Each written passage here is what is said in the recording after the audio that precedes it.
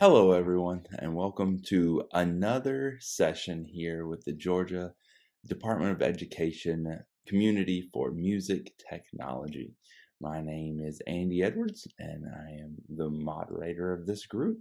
And we've been hosting different sessions throughout the spring 2021 semester here to kind of get a grasp on some different things that have been happening in music technology and spark some discussions among different music technology teachers around the state. I'm really excited to see these discussions starting to take off and ideas being exchanged across the state. It's very interesting to me to see how everyone else is doing their music technology programs around the state. I hope that you're finding some very helpful information across the board on wildly different topics, from how to set up your classroom to what people are doing in a digital learning environment. To today, we're going to talk about assessment and begin a discussion for the month of April about assessment in general. So I'm really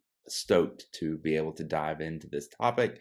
I know it's not necessarily a topic that everyone enjoys talking about, not really a topic that I necessarily enjoy talking about, but it is one that is necessary for us to discuss because it's a very vital and upfront part of teaching in the modern classroom for sure. There have been times throughout history that assessment has not been quite as popular of a topic as it is, say, right now in education as a whole, but it's something that we, for the past 20 years, have been seriously focused on in the world of education. So we need to know how that applies to us in the music technology classroom and be able to use it effectively to show and demonstrate learning in our classroom and be able to report information out to our administrators who want to see that information as well. So just for the occasion, I wore the flowery shirt because it's like spring break time of year, and I just wanted to keep this a little bit lighter mood as we dive into a pretty heavy topic. So with that being said, let's think about assessment for just a moment. And what's the big idea that we're getting at when we talk about assessment? What's the bottom line? Well, the bottom line is this: stakeholders in the student's education need some way to prove that a student is learning. I think we can all rest assured that assessment is not a way to prove in a scientific way that a student is learning. We've all had students in our classrooms that are not test takers. The word test gets bandied about and instantly shut down, right? That student is done. They can't think, they can't process, they get high anxiety. And in that situation, that student is not proving anything about their learning. Over time, they may have a portfolio that proves that they've learned. They may have many other options and ways to show you that they've learned in the classroom, but we do need a way to get at proving that they have learned. So, a portfolio in a way is actually an assessment. It's just not a test per se. So, stakeholders, who are the stakeholders in this situation? And why do they need to be proven that students are learning? Well, different stakeholders in this situation might be parents, the principal of your school, the school system, the state board of education, some kind of accreditation service that's giving your school credentials, college admissions officers, and the list goes on and on and on. Probably the most important one in that list kind of is their parents, right? Their parents really want to know that they are learning. And that just seems obvious. Like, even though my daughter is 2.5 years old, like, I want evidence that she is learning now at 2.5. I get evidence pretty frequently around the house that shows, hey, she is definitely at the next level. So I don't necessarily expect a full-on report card from daycare every few weeks, but as she gets into subjects in school that I don't know as much about and can't like converse and see her knowledge growing, then I definitely want to have some kind of proof, for lack of the better word that we've been talking about, that she's gaining knowledge in the classes that she's supposed to be gaining knowledge in.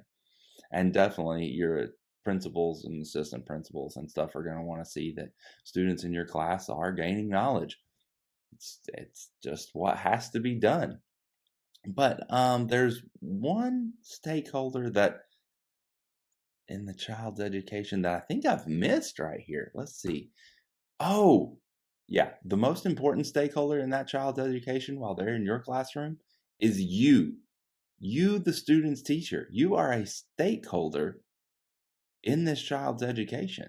So it's really important that not only all these other people that I just mentioned be able to prove that this child is learning, but you yourself need to know whether that child is learning or not. And that's the most important part of assessment, in my opinion, is that you, as the child's teacher, are able to navigate and understand what the child is learning, at what level they're learning it, and can they reproduce this knowledge and information in a way that satisfies the standard that you're supposed to be upholding as the child's educator. So never forget that in all of our discussions about assessment, it's mostly geared around you, the child's teacher. So make sure that when you're designing assessments and you're thinking about assessment, you're constantly thinking, what does this tell me about the student? And how can that inform my teaching to serve this particular student better? I think that is maybe the most important thing that we can talk about with assessment. So when we really dive in to assessment in the music technology classroom, let's just talk about this broad scale first. Like, what are some things that you need to remember when you're assessing in the music technology classroom? Well, to be effective, assessment in the arts classroom, and I mean this across all the arts, whether you're in band, whether you're in chorus, orchestra, visual art, dance, theater, or whatever the scenario is here, assessment in the classroom must be constant and consistent. We are constantly making products, whether that's musical performances or pieces of art or plays or dance shows, music compositions. These products are the revelation of the student's understanding. So every day, as we watch the students, as we pay attention to the students, as we observe them doing their work, we need to be assessing. We cannot be passive in just existing in the room with these students while they work. We need to be actively looking at their products constantly and consistently in order to be able to catch mistakes early enough that students have the chance to correct and relearn any processes that they might be missing. So as an arts educator, really assessment is one of the things we do the most effectively. And isn't it strange that oftentimes our administrators think that we're the ones doing the least amount of assessment in the classroom? We have to make sure that we train other people that don't necessarily look at our classrooms to understand this, that like we're constantly and consistently doing assessment. I know it's a big struggle for a lot of people on their annual evaluations in the arts is like proving assessment, but make sure you have conversations as a school department with your evaluators to understand what assessment really looks like in the arts classroom, and that you are doing it consistently. Otherwise, the students wouldn't be progressing in their art at all. They would just be making whatever art they wanted on the whim. In my classroom, the key to that consistent feedback and assessment is this little device right here. And no, I'm not talking about the big computer that you see. I'm talking about that little wire that sticks out and has 2 headphone jacks on it. I'm a big believer that I want to have close proximity to the students while I'm giving them feedback. I know there are a lot of systems out there to help you be in one place as the teacher and provide feedback and be able to listen in on anyone's computer at anyone's time, and that's totally fine. That is certainly a way to go about doing this kind of feedback, but for me, my personal taste is to be right there with the students, in close proximity, giving them one-on-one feedback. So when they plug their headphones in, they plug it into this device, which then splits it into 2 signals, and I can walk up to their computer, snap in my headphones, and be ready to go. That's the moment when I can be most intentional and most effective with my feedback. I can even just reach over and show them some stuff on their computer, and then be on my merry way to let them continue working. So that type of informal formative assessment is one of the biggest ways that I keep consistent, constant feedback and assessment going with my students. So these little devices, I think, are $3 or $4 on Amazon. I can't recommend them enough to make assessment a really valid and important part of what you're doing in your classroom. So I'm just saying that these are extremely important in my room, and I always have some backups in case anything happens to them. Now, assessment definitely becomes much more difficult in the digital learning environment. And why do I say that? Well, because it just takes so much longer, right?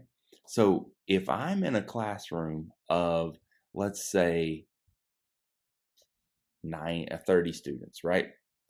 I can quickly look around at everyone's computer screen, and in roughly 90 seconds walking the classroom, I can get a really good idea of exactly who knows the topic that we just talked about in class and who has absolutely no clue. And you're probably the same way, right?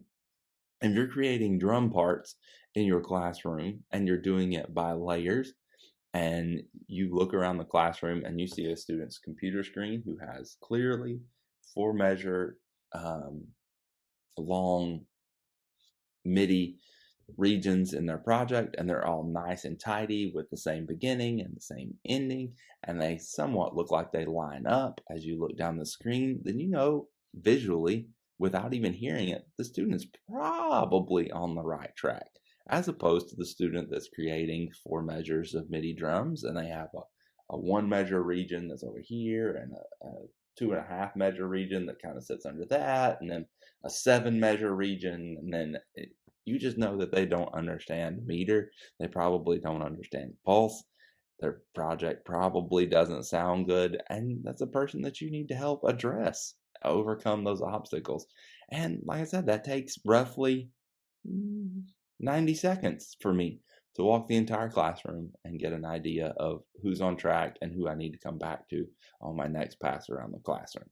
So what's the way to overcome these obstacles in the digital environment? Because in the digital environment, for me to assess every student in the classroom at any given time, it probably takes 90 seconds for me just to get into the program, open their project, view it, provide some written feedback, so one, they know I've been there and I am looking at their projects, and then to save that, exit out, open the next student's project. Like, that process itself takes 90 seconds per student. So now you've got 45 minutes of class just to see each student's project once, where it used to take 90 seconds to do everyone in the classroom. So, what are some ways to overcome that barrier, right? Well, encourage students to ask questions in a group or after the main group leaves in a teaching session. If you know that a student is maybe struggling, maybe ask them specifically what their question is. And a little trick that I learned from another educator not that long ago was, instead of asking if anyone has questions, just in general, like, hey, does anyone have questions? Which generally students look at you and go, no. If they're asked specifically, well, ask students to ask you 3 questions. Don't ask if they have questions. Ask that they ask you 3 questions. And you don't move on until they've asked you 3 questions. And a lot of times that will prompt people to actually bring forth their different questions. So that's just a little tip that someone taught me a long time back and actually seems to work. Ask me 3 questions, not moving on until you ask me 3 questions, because I know there's some confusion out there. So let's just get it on and make this thing happen. Another one is to provide group feedback in lessons and demonstrate how to overcome issues. So if I spend 45 minutes of a class period looking through each student's project, then I have a really good idea of overall where the struggles are at. So I might not be taking one-on-one time with each student like I used to, but I will get the group together and say, as I was looking at your project, I noticed a pretty consistent issue that seems to be coming up. And that issue is blah, blah, blah. It might look like this, and let me show you how to solve that issue, or what is at the root of that issue. So it's really important that we have those discussions in a digital environment so that you're not having to have the same discussion 30 times around the room, that you can actually just focus on that issue with the entire group. And others may need that just haven't gotten to that point yet, and it's helpful and beneficial to them. If typing is a barrier in your feedback giving, because sometimes typing can take too long in a project, I found in a music tech project a really cool way to give feedback is just to create an audio track inside their project and then record you speaking your feedback to them on the audio track. So that can be a way to give more information in a timely manner, and then they can go in and delete that audio track when they're done. That provides a more human connection for the students, I think, to hear your voice and to connect with your inflections and everything. And I think you can just provide a lot more information to the student in general. So that's one thing that I think helps overcome the feedback barrier as well. Now, when it comes to giving a more formal grade to a final project, I think rubrics are probably the way to go in visual arts, music technology, classroom in general. This rubric that you see here in front of you is a very general rubric for assessment. This is the starting place when I give an assignment for designing a rubric. This is my general go-to. It talks about making appropriate tracks, and then I can fill in what is an appropriate track for this specific project. It talks about organizing, and I can fill in details about what organizing is. And then I always want the students to focus on the 5 elements of music: melody, harmony, rhythm, style, and form. So in order to help them focus on those specific things, I keep this rubric handy so that they remember all the time that that's what they're doing. Now, you can see listed here are the Georgia Standards for Excellence and how each one of those standards relates to this particular rubric. So you have a nice wide breadth of standards that you're covering with a project in a project-based learning classroom. So this is, again, my starting place. Just my general go-to, and it always make sure to leave a section for comments, because that's the vital part. When I go back, I can of course do data analysis on the actual category and see where students are at and how they're averaging and all of that kind of stuff. But when I glance back at the documents and I see consistent things coming up in the comments, then that's a giveaway for me as to what the students struggle with. And it's so important for the students to know what they struggled with and how exactly they struggled with it as well. So I think rubrics are extremely important for being fair in your assessment giving. Now, here's a personal opinion, and I've said this several times in my sessions about music technology, but try your best to assess the student's ability to execute the process you are teaching about music technology and not just the quality. I have a lot of students that can put a chord progression together and they don't select instruments that sound necessarily the best together, or they don't pick the rhythm for a bouncing block chord kind of thing that I think I would have picked. They don't, it just doesn't come across with a high quality radio ready kind of sound, but they still achieved in completing the process. Now, over time, those students always turn out to understand quality, and the quality improves. But if I just graded them on quality, they might have a much lower grade. What I really want them to do is execute the process effectively. So if they're executing the process effectively, the quality will come with time, and it always does. Or they find some other program to be at in school. But they generally always come up with the quality. And while I mean find another program, I don't really remove themselves from a beginning music tech class. I mean, they probably won't go on to intermediate.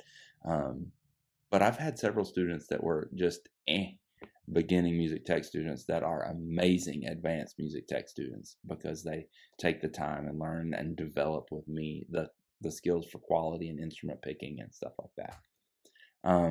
So what do students care most about? The final grade, right? Students are obsessed with what that final grade actually is. So they just want the letter, and they don't care about anything else but what the letter is. But what do teachers care most about? Student growth and the feedback. Like, I don't care what grade a student gets in music technology class. No one is going to make it or break it into their career outside of music technology because they got a B in music tech class. Right? That's just not going to be one of those things. I want the students to care about the feedback and understand how to grow and be better at the music technology. So how can I get students to care more about the feedback than the grade they actually get? Man, this is a personal conundrum about assessment in general that I have really been struggling with for quite a while, because I really, really, really want students to care more about how to advance their skills and not just what grade they get. Because a student could easily get a grade of an A, but still have lots of progress to go to make better music, right? So this is what I keep coming back to. A few things. Have checkpoints along the way to the final grade. They need stopping places to identify where they need to be along the way to the final grade. And then develop relationships through assessment and feedback. Let that one sink in for just a minute. I'm all about teaching with relationships and students. you can still do that with assessment and feedback. Use the feedback that you give them to help support your relationship with them. So just putting an A at the top of the paper and saying, "Great job, Jimmy," it's not going to cut it on relationship building. But if in my feedback, I'm like, "Hey, Jimmy, you really did a great job on X, Y, and Z, but I don't think this track would make money for you in the dubstep industry," which is, I know, something that you're really interested in, because the beat here is a little too rock and roll and not really hip hop enough. So I think if you used a few more E's and Uhs in your kick drum, and you were able to manipulate that part of the track, then I think you could get a much more dubstep kind of quality to this thing. Oh, all of a sudden you care about what they want to achieve with their music. Your assessment is then bonding the two of you together. So now they're more likely to listen to your feedback because it's relational. Just something to think about. Now, what are three main types of assessment that we can focus on? Well, one of those is the diagnostic assessment. One of those is formative assessment and summative assessment. And what do each of those really mean? Well, a diagnostic assessment is a form of pre-assessment where teachers can evaluate a student's strengths, weaknesses, knowledge, and skills before the instruction.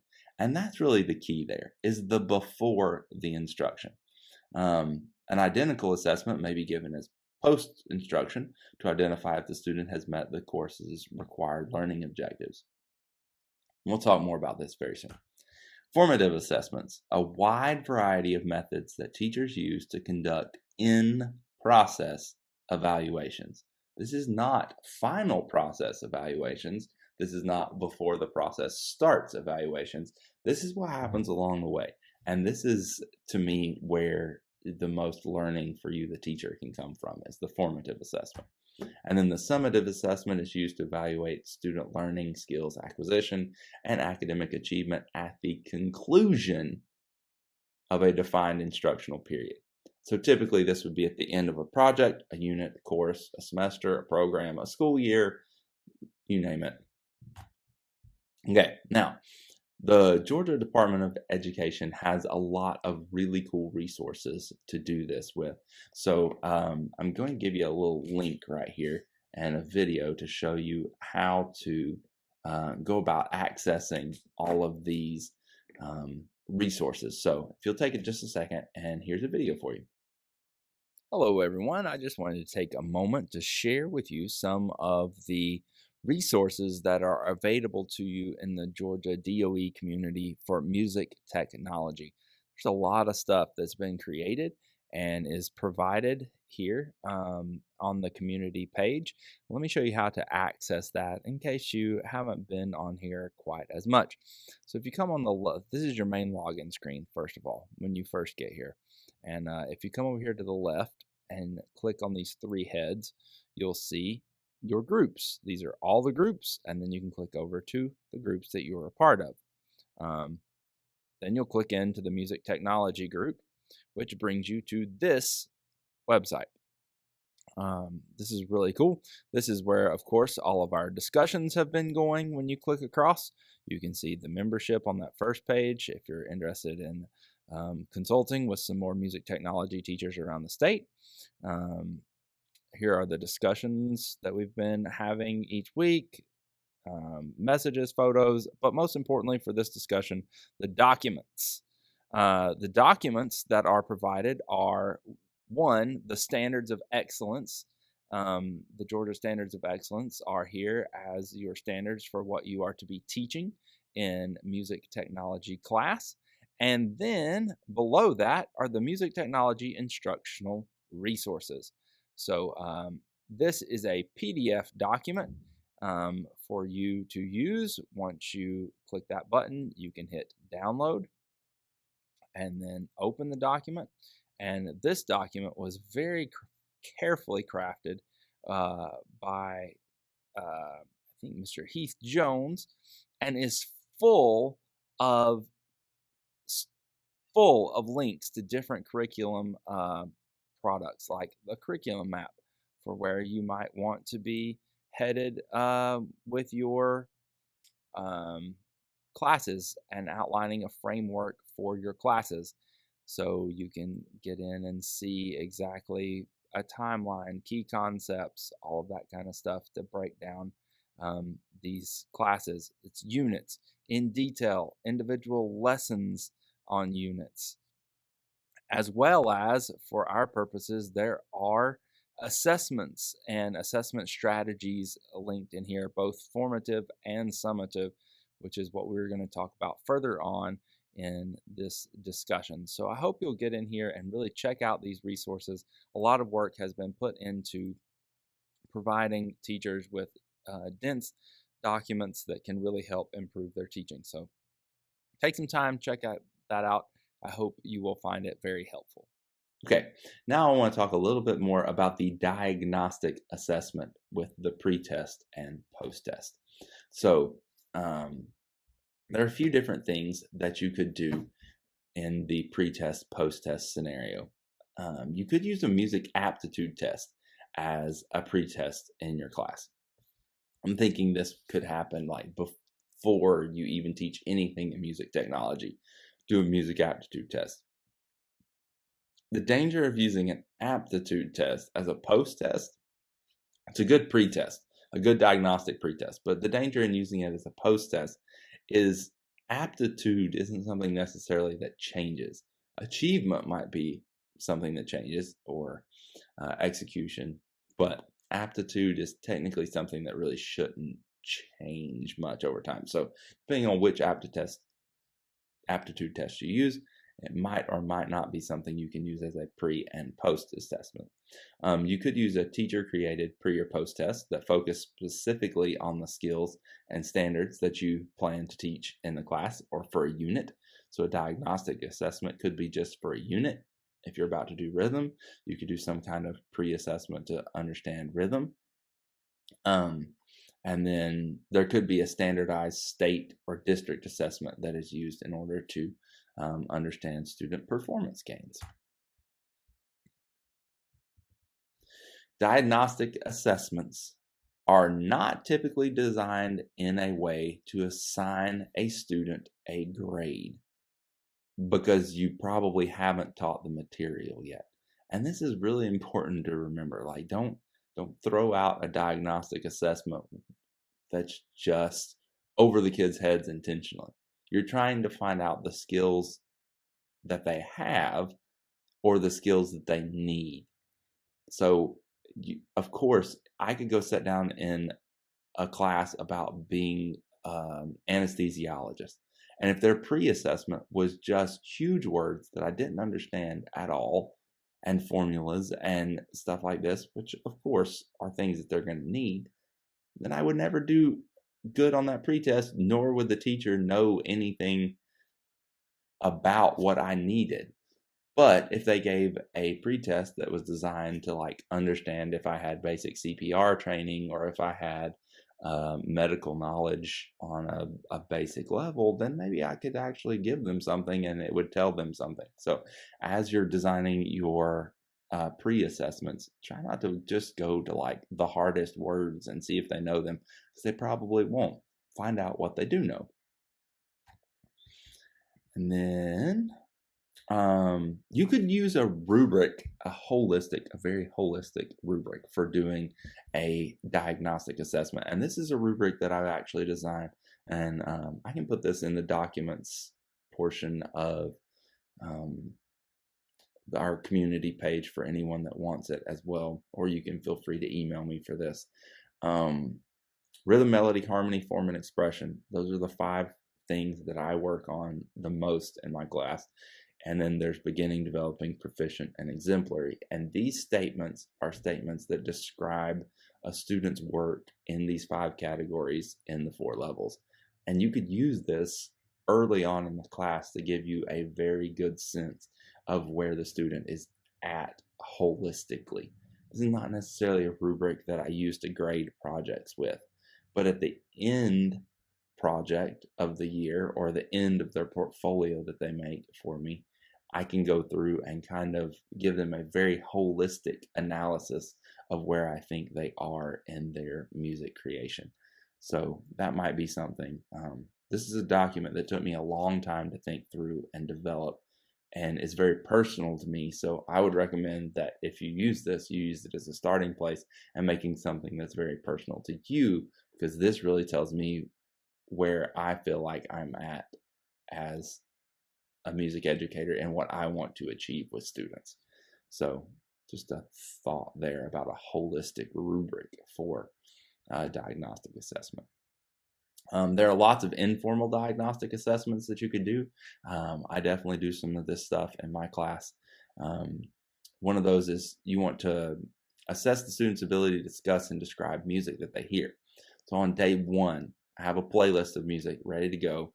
I use a Padlet or whiteboard.fi or just something that I can see the student's thought progress and they can communicate with me through.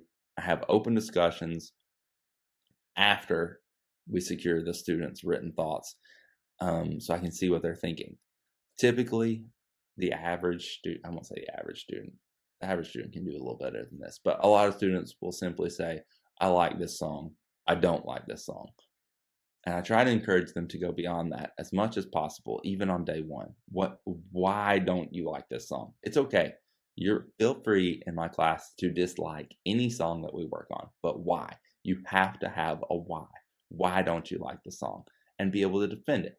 And their use of musical terms in the beginning is pretty minimal for the most part, but I can always have 2 or 3 students that start throwing out musical terms and ideas, and that instantly tells me, hey, those students know a little bit more about music, and I need to make sure that I push them in a different way than I'm going to push the kid who can only say, I like this song or I don't like this song. In the final exam, to kind of do a post test, I have them do a written analysis of a song, and then I can compare if I saved the information from day one, which on Padlet and whiteboard.fi and all that kind of stuff, it's very easy to save the information.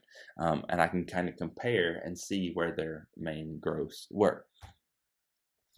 Tools for doing an informal diagnostic assessment could be like a Google slide, where you give each student a different slide, put their name at the top. Everyone can access the slideshow at the same time and work on their slide. That's a really easy way to save the information for future comparison. Whiteboard.fi is a website that you can go to that gives each student a separate whiteboard. You can download their comments on the whiteboard. And then Padlet is like a sticky note board where students can post and reveal their thoughts, but that is an open discussion. So once you approve their thing, everyone in the classroom can see it, so just be aware of that. Practice with whichever one of these you want before you do it, so you make sure that it's effective for you. And then how do you use the data? This provides beginning information for where each student is at and their musical preferences. You can use their musical preferences to, again, do relationship building through the class.